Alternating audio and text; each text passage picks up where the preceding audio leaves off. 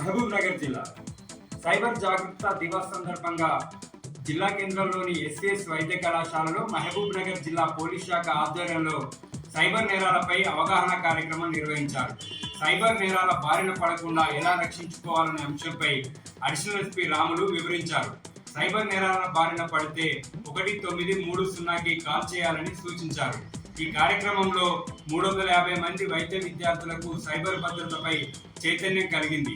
యువత సైబర్ నేరాల బారిన పడకుండా ఇలాంటి కార్యక్రమాలు విస్తృతంగా నిర్వహించాలని కోరారు. వనపర్తి జిల్లా విద్యార్థులను ప్రోత్సహించి వారిలోని నైపుణ్యాన్ని వెలికి తీస్తే ఎన్నో అద్భుతాలు సృష్టిస్తారన్నారు మాజీ మంత్రి నిరంజన్ రెడ్డి. జిల్లా కేంద్రంలోని సివి రామన్ టాలెంట్ స్కూల్లో నిర్వహించిన వైద్య విజ్ఞాన ప్రదర్శనను ఆయన ప్రారంభించారు. తెలంగాణ సంస్కృతులను, వృత్తి నైపుణ్యాలను ఆధునిక జీవితంలో ప్రజలు ఎదుర్కొంటున్న పలు అంశాలపై విద్యార్థులు రూపొందించారు. ఇంత గొప్పగా వైద్య విజ్ఞాన ప్రదర్శనను నిర్వహించిన స్కూల్ యాజమాన్యం, అధ్యాపక బృందాన్ని మాజీ మంత్రి నిరంజన్ రెడ్డి అభినందించారు.